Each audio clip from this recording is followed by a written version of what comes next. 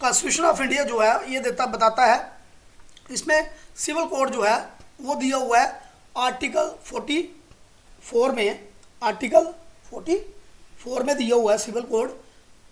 Constitution of India में article 44 में दिया हुआ है क्या, सिविल कोड दिया हुआ है as in the form of DPSP बोलते हैं, directive principles of state policy. ये एक ऐसे प्रिंसिपल्स होते हैं जो हमारे ऊपर हमारी ओब्लिगेशन होती है कि हम इनको माने या ना माने, ठीक है। इसी वजह से आर्टिकल 44 जो है काफ़ी उसमें चर्चा में रहता है।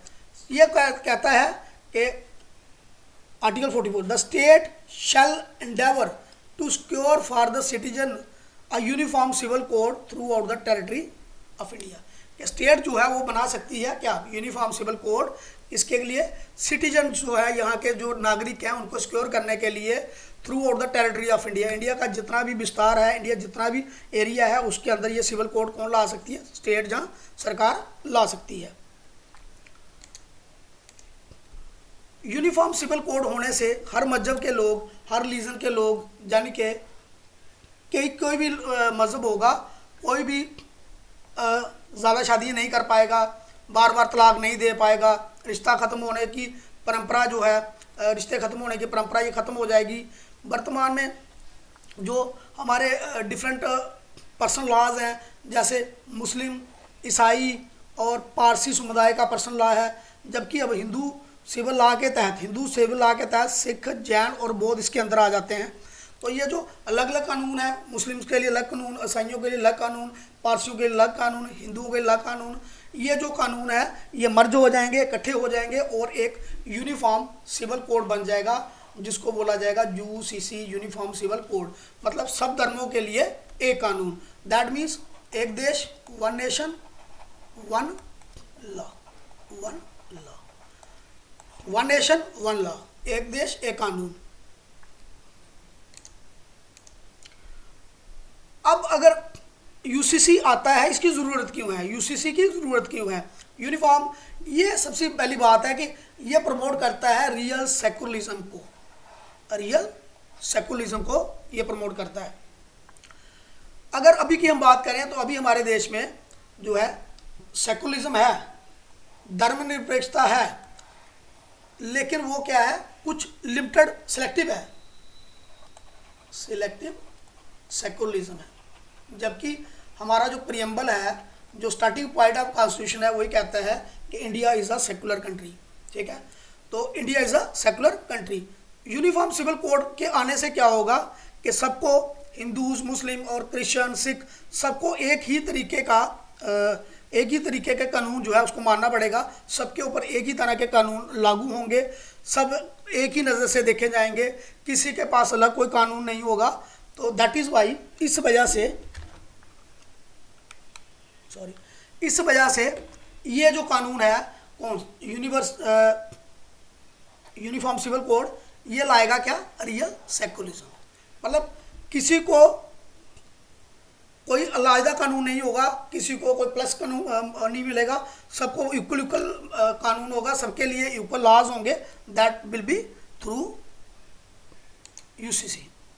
नेक्स्ट देखते हैं, क्योंकि अभी जैसे देखा जाए पर्सनल लॉज हैं बेस्ड ऑन रिलीजन के हिसाब से, हिंदूज़ का अलग लॉज हैं, मानो क्रिश्चियंस के अलग लॉ हैं, ठीक है। तो जब ये लॉ आ जाएगा, all the law related to marriage के हिसाब से अगर देखा जाए, मैरिज के हिसाब से, इनहेरिटेंस के हिसाब से, फैमिली के हिसाब से, लैंड के हिसाब से, ये सबके कानून बराबर होने चाहिए। यानी कि शादी की उम्र, एज सबकी सेम होनी चाहिए। क्या कोई दूसरी शादी कर सकता है कि नहीं कर सकता है, वो सबके लिए एक चीज़ होनी चाहिए।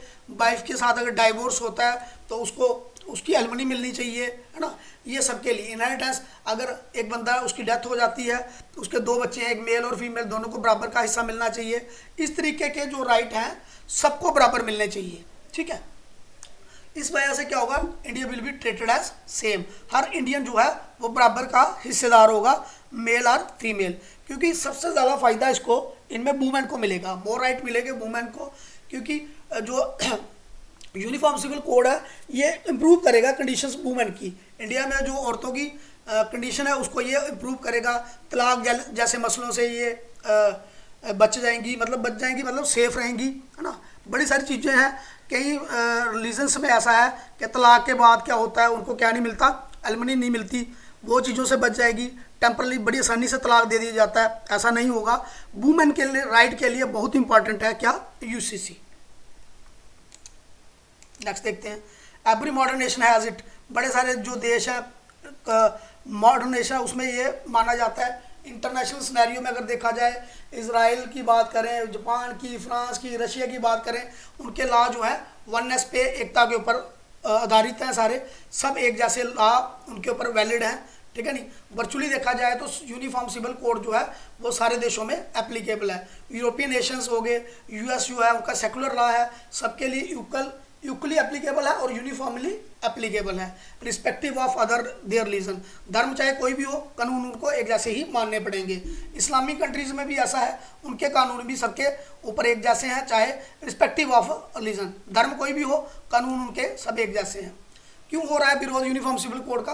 क्योंकि इसको कुछ धर्म के ये लोग ये कहते हैं कि अगर ये यूनिफॉर्म सिविल कोड आता है तो ये सभी धर्मों पर हिंदू कानून को लागू करने जैसा होगा। बट ऐसा नहीं होगा, ये ऐसा नहीं है। ये सबको बराबर राइट, मतलब फीमेल्स को ज़्यादा वो करने वाली बात है, फीमेल को राइट ज़्यादा मिलेंगे। तो एक तरफ भारत में समान संहिता कानून को लेकर बड़ी बहस चल रही है, और दूसरी ओर पाकिस्तान देखा जाए, बांग्लादेश देखा जाए, मलेशिया देखा जाए, तुर्की, इंडोनेशिया, सूडान, इजिप्ट जैसे कई देश इस कानून को अपने यहाँ लागू कर चुके हुए हैं। उनका अपना तरीका है, अलग नेम है, लेकिन जो उसकी स्पिरिट है कानून की वो यूसीसी जैसी ही है। यूनिफॉर्म जो इसके ड्रॉबैक क्या है, माना जाता है कि who is the government to decide about my religion. Constitution ये भी राइट देता है कि आप अपने धर्म को, अपने रिलीजन को अपने हिसाब से चलाइए, अपने हिसाब से उसको प्रोफेस कर सकते हैं। तो ड्रॉबैक यही कहते हैं, जो इसके अगेंस्ट बोलते हैं वो बोलते हैं सरकार कौन होती है कि हमें डिसाइड करने वाली हमारे रिलीजन को। बट ऐसा कुछ नहीं है इसमें। We are governed by constitution के हिसाब से चलते हैं, तो हम सरकार को क्यों मानेगी, सरकार हमारे धर्म में आए, क्योंकि कॉन्स्टिट्यूशन ने हमें और आज़ादी दी है किसकी, रिलीजन को फॉलो करने की। ये इसके खिलाफ जो एज ए कंक्लूजन में अगर हम देखें, as at last I would like to conclude that citizen belonging to different religion, जो नागरिक हैं, अलग अलग धर्म के जो नागरिक हैं, ये डिनोमिनेशन के लोग, अलग अलग डिनोमिनेशन, अलग अलग कम्युनिटी के लोग जो हैं, और different property, matrimonial law, property के लॉ, जायदाद के लॉ अलग फॉलो करते हैं, शादी के लिए अलग कानून फॉलो करते हैं, ठीक है। तो ये जो है देश की कहीं ना कहीं यूनिटी को हर्ट करता है। अगर एक ऐसा लॉ बन जाए जो सब रिलीजन्स के लिए, सब लोगों के लिए सेम हो, जहाँ पे क्या हो, सोवरेन, सेकुलर, रिपब्लिक जैसे जो वर्ड हमारे कॉन्स्टिट्यूशन में है उनके ऊपर महत्व दिया जाए, ना कि ये हमारे देश को एक लूज कॉन्फेडरेशन बना दे फेडरल स्टेट्स की। हम जो इसमें जो ये हमें बिम्स एंड फैंसीज, हमारे रिलीजियस गुरु हैं, डिफरेंट रिलीजन्स के पंडित हैं, मौलवीज हैं, जो हमें ये देते हैं, अलग अलग जो सपने दिखाते हैं, इन चीज़ों में हमें विश्वास नहीं करना है। हमें क्या करना है, यूनिफॉर्म सिविल कोड जो है ये हमारे लिए काफ़ी हद तक बहुत इंपॉर्टेंट है। तो यूसीसी जो है मैं कहूँगा हर एक इंडियन के लिए it is very important to support UCC, uniform civil code जो है। इसकी वजह से क्या होगा, हमारे जो लॉज हैं, पर्सनल लॉ जो हैं, वो मिक्स हो जाएंगे, एक जैसे बन जाएंगे, किसी को कोई बायसनेस नहीं होगी, कोई अलग फ़ायदा नहीं होगा, ठीक है नहीं।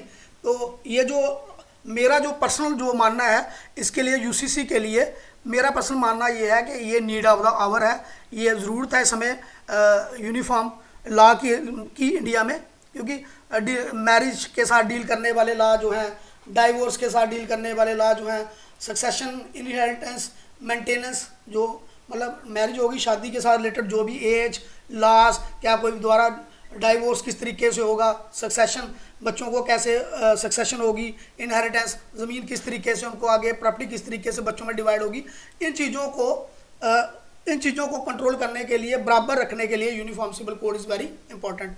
ये मेरा पर्सनल डिसीजन जो है, ये यूनिफॉर्म सिविल कोड जो है इंडिया में लाया जाना चाहिए। This and one thing is more कि ये जो मेरा पर्सनल डिसीजन है, ये इस आर्टिकल पे बेस्ड नहीं है, ये मेरे पर्सनल सेंसेस के ऊपर बेस्ड है।